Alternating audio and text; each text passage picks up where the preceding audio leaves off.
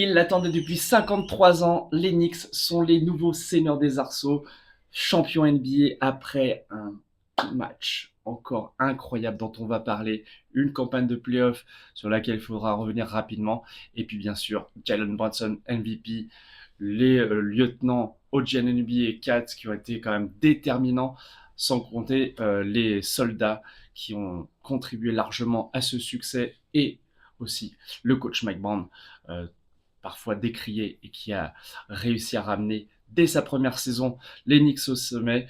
Ça va être la fête dans les rues de New York pendant de longs moments. On espère que tout va bien se passer. En tout cas, merci d'être sur cette vidéo et c'est parti. Rappelons que ce match 5 arrive après une remontée fantastique au Game 4 qui aurait pu vraiment faire basculer la série à 2-2. Mais non, les Knicks, dans le sillage de Brunson, d'Anunoby surtout, sur cette petite claquette finale, ont réussi à renverser la vapeur. Et ils arrivaient avec plusieurs balles de match au Frostbank Center, entourés comme d'habitude de leurs supporters à l'extérieur. C'était vraiment une constante durant ces playoffs 2026. Et les Knicks, comme pour les matchs précédents, ont eu beaucoup de mal à tenir tête aux jeunes Spurs qui étaient fougueux, qui vraiment ont trouvé de nombreuses solutions pour les embêter, notamment sur le plan défensif.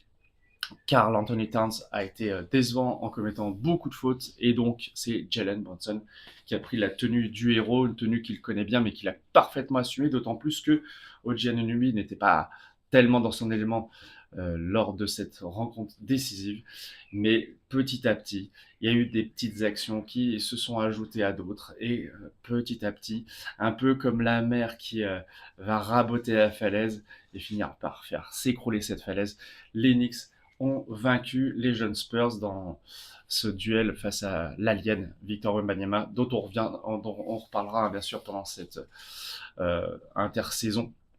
En tout cas, voilà, je fais une vidéo spéciale Knicks parce que ce sont eux les champions, ce sont eux qui méritent qu'on s'intéresse vraiment à ce qui a fait leur succès.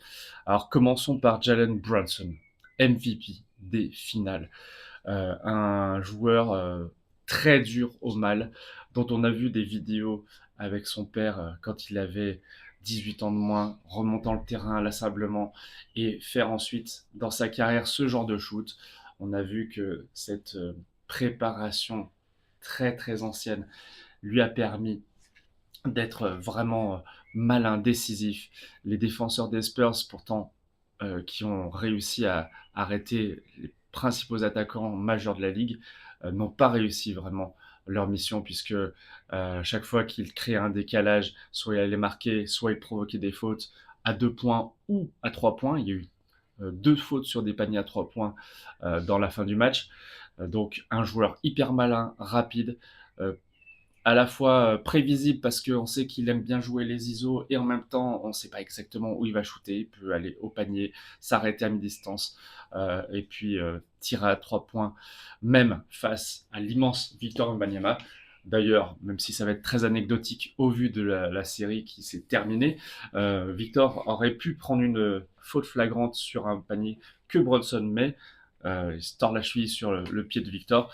Et en plus, Vassell marque, je crois qu'à ce moment-là, il y a 10 points d'écart environ pour les Spurs.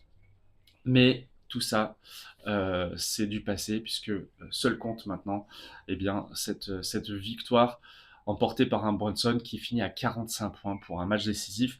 Je pense qu'on n'avait pas vu une telle performance pour donner une bague à une franchise qui l'attendait depuis 50 ans, depuis Giannis Antetokounmpo face aux Suns, qui marque 50 points lors d'un match vraiment lui aussi exceptionnel. Là, on peut dire que les Knicks ont eu quand même du mal à battre ces Spurs malgré le score de 4-1. Il y a eu beaucoup de situations où vraiment, normalement, ils auraient dû perdre. D'ailleurs, en termes de pourcentage de réussite et de chance de gagner, souvent leur chance était très mince. Mais ça a fait partie, pour ces finales, de leurs caractéristiques, aller chercher des matchs qui semblaient impossibles à gagner pour beaucoup d'autres équipes. Et puis, rappelons quand même que leur parcours de playoff, hormis les 2 premiers matchs face à Atlanta, n'ont pas été une grande, on va dire, épreuve de difficulté pour eux. Ils ont balayé Philadelphie, ils ont balayé les Cavs 4-0. avant d'arriver en finale. Et leur effectif dont on va parler là, il a permis cet exploit. Donc hommage d'abord au lieutenant. Le premier lieutenant, c'est Karl Anthony Towns qui avait été sélectionné par les Minnesota Timberwolves en première position de la draft il y a quand même déjà pas mal d'années, et il a fait sa carrière là-bas avant d'être échangé contre Julius Randle. Un pari gagnant, puisque en 2 ans environ, il s'est retrouvé, on va dire, numéro 2 de cette équipe. Un joueur qui s'est même réinventé pendant ses playoffs, puisqu'il a développé un jeu de passe assez incroyable, qu'on n'a honnêtement pas trop vu pendant ses finales, mais il a su apporter une présence intérieure. Il est certes souvent décrié pour sa défense, sa capacité, ou son incapacité en tout cas, à éviter les fautes, et c'est malgré tout un joueur qui sera considéré comme majeur dans ce titre, tout comme OG Anunoby. Lui, il n'a jamais été All-Star, il est anglais, et il a réalisé des deux côtés du terrain des actions absolument décisives, que ce soit des contres sur Fox, Harper et ses copains qui venaient le défier au cercle, ou bien évidemment cette claquette où, libéré de tout marquage, il fonce euh, au milieu de la raquette pour, juste avec une toute petite tape, faire tomber le ballon et valider la remontada du Game 4. Sur ce match décisif, certes, il n'a pas été très très brillant, mais en tout cas, il a su grandement contribuer avec plus de 22 points, je crois, à ce sacre. C'est le deuxième meilleur marqueur derrière Brunson. Donc, beaucoup de respect pour Anunoby, qui pourrait, je pense, être All-Star typiquement, un peu comme Holmgren ne l'était pas avant le sacre d'OKC. Il y avait Jalen Williams et Shai Gilgeous-Alexander. Je pense qu'il aura sa place parmi les All-Stars l'an prochain. Mais ce qui est intéressant aussi dans cette équipe de New York, c'est qu'il y a des soldats. D'ailleurs, leur rituel de fin de match pendant la saison régulière, c'était de désigner le Defensive Player of the Game avec des chaussures Timberland, le casque de chantier, un hommage aux ouvriers new-yorkais. Et il y a beaucoup de joueurs qui ne sont pas forcément des stars, mais qui vont être adulés comme étant des joueurs ayant contribué au titre. Je pense pour commencer à Mikal Bridges, qui a été échangé contre 5 tours de draft, et ça a été beaucoup rappelé parce que dès lors qu'il ratait des shoots, et il n'a pas connu toujours de grosses périodes de réussite à New York, eh bien on lui rappelait qu'il avait coûté assez cher en termes d'investissement à ses Knicks. Il a réalisé durant ces finales quand même un très beau match avec une belle réussite. Après, il s'est un peu moins montré dans l'ensemble. On peut aussi citer Josh Hart, pas le plus gros scoreur, mais capable de planter des petits shoots, comme hier, à 2 minutes à la fin du troisième quart-temps. Il y a 15 points de retard pour les Knicks, et il met un 3 points qui rapproche d'une remontée plus possible. Donc ça, c'est vraiment typiquement ce qu'il a pu apporter, et notamment une présence au rebond. C'est un des meilleurs joueurs extérieurs sur cette catégorie-là des rebonds. Un peu le Dennis Rodman, qui va pas chercher à beaucoup scorer, mais qui va être un maillon essentiel du rouage d'une équipe, et on en a besoin de soldats comme ça. Je pense que d'ailleurs San Antonio devrait essayer de se trouver un profil comme Josh Hart pour progresser. Passons également à un joueur que j'apprécie particulièrement, José Alvarado, qui est né à New York et qui est vraiment le joueur du cru et qui a longuement connu un peu la défaite du côté de New Orleans. Il est arrivé en cours de saison, un petit peu par la petite porte, même s'il a apporté assez vite cette espèce de grinta. Et au match précédent, lors du quatrième quart-temps, il a marqué sur Victor Wembanyama, il a été décisif dans ses actions, et il a vraiment contribué à cette remontée fantastique avec son état d'esprit, avec son cœur énorme. Donc voilà, ça va être un des symboles de cette équipe new-yorkaise.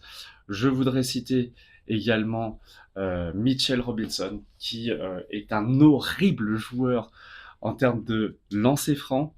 D'ailleurs, hier, les Spurs, franchement, ils ne jouent pas sur le fait qu'il y a un joueur qui tire à 37%, je crois, sur la ligne des lancers. Et il a été capable de prendre des rebonds ultra décisifs. Certes, il a été on va dire, vilipendé par Victor Wembanyama, qui était rentré dans sa tête, mais en fait, il a su rester vraiment digne et il a su se battre. Et ce titre-là est amusant parce que quand il est arrivé en 2018, je crois, chez les Knicks, l'équipe gagnait très très peu et il avait dit que son objectif c'était que l'équipe gagne un titre. Voilà, c'est fait, bravo champion. Je citerai aussi les Français Pacom Dadier et Mohamed Diawara, qui n'ont certes pas du tout joué pendant ces finales, mais qui de temps en temps voilà, sont apparus lors des matchs, et notamment Diawara, qui fait de belles défenses sur Jalen Brown, un joueur qui aura, je pense, sa place, peut-être pas au Knicks, mais en tout cas, voilà, ils vont faire partie de cette aventure extraordinaire. Voilà, c'est un groupe en résumé qui a su se battre avec ses moyens, peut-être pas toujours un talent monumental, mais il y a des rôles qui ont été bien respectés. Et ça, il faut aussi rendre hommage au coach Mike Brown. Il est arrivé cette année dans un climat assez étrange puisque les Knicks ont renvoyé Tom Thibodeau après leur échec en finale de conférence face aux Pacers. Et puis, ça s'est pas bousculé au portillon, il y a eu des refus, il y a eu beaucoup de noms qui ont circulé pour que finalement ce soit Mike Brown qui venait des Sacramento Kings, qui avait été renvoyé d'ailleurs, même s'il avait été coach of the year. Bref, un coach qui s'est installé, qui a un peu changé quand même l'attaque et l'état d'esprit des Knicks, même si Thibodeau il avait apporté cette dureté qui a, je pense, été très importante dans la construction du collectif. Et c'est clairement un coach qui, pendant ces finales, n'a quasiment pas fait d'erreur, contrairement peut-être à Mitch Johnson qui débutait sur la grande scène.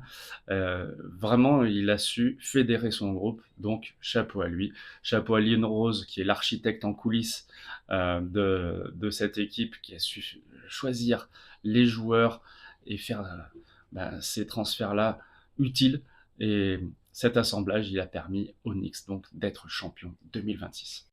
Jérémy Sohan, Jordan Clarkson et Landry Shamet complètent aussi un petit peu la liste que j'ai évoquée, Hugues Portier également, qu'on a vu un petit peu pendant ces finales. Et ils vont pouvoir maintenant faire la fête. Ça va être l'énorme teuf à New York, avec, je l'espère, beaucoup moins de saccage qu'on aura vu. Ça a été vraiment horrible et dégoûtant de voir combien les supporters des Spurs ont été molestés, combien des bâtiments publics ou des véhicules ont été saccagés. Donc, on va espérer que tout se passe bien pour les New-Yorkais et qui est la raison, malgré la folie, de cette victoire historique. Ce qui est intéressant, c'est qu'il y a les figures du club qui ont suivi l'aventure depuis des années d'ailleurs, pour certains, hein, je pense à Patrick Ewing, John Starks, qu'on a très souvent vu au bord du terrain, Starbury, comme on le surnommait, Stephen Marbury, et puis Carmelo Anthony, et puis Charles Oakley qui était interdit de stade, lui il s'est invité à la fête à San Antonio. Bref, les anciens de 99 et de 73 avec Will Frazier, hein, puisque les Knicks ont été champions en 70, 73 et 2026. Donc c'est la fête pour cette organisation-là, pour les stars aussi qui sont associées à ce groupe, que ce soit bien sûr Spike Lee qui avait assisté à son premier match lors de la première de Patrick Ewing quand il était rookie. Donc voilà, c'est toute une histoire. De même pour Ben Stiller et plus récemment Timothée Chalamet qui sont des figures pleines de passion. Et clairement, voilà, la grosse pomme est en fusion. Et ça y est, la disette est terminée, ça va faire plaisir. Je pense aussi dans l'univers franco-français, aux supporters, aux groupes très sympathiques avec lesquels j'ai pu échanger sur Twitter, enfin X, mais également à Erwan Abotret de First Team, Jacques Monclar de Beansport, qui sont des fans des Knicks depuis longtemps. Vraiment, ça fait plaisir aussi, même si moi personnellement, je suis pro Spurs, ça se voit peut-être un petit peu dans ma déco, mais force est de constater que les plus forts, les plus tenaces, c'était cette année les New York Knicks. Peut-être que les Spurs auront leur vengeance et leur revanche un petit peu plus tard. L'avenir le dira et on sera content peut-être de faire des vidéos à ce sujet. Merci, prenez bien soin de vous, puis on va passer un bel été à observer un petit peu les mouvements qui vont se mettre en place. Personnellement, moi, je vais aller voir l'équipe de France jouer, j'espère avec Victor Wembanyama en août à Bercy. Donc merci, n'hésitez pas à vous abonner si ce n'est pas fait. Et à bientôt sur le Seigneur des Arceaux, sur YouTube, Instagram et X. Salut!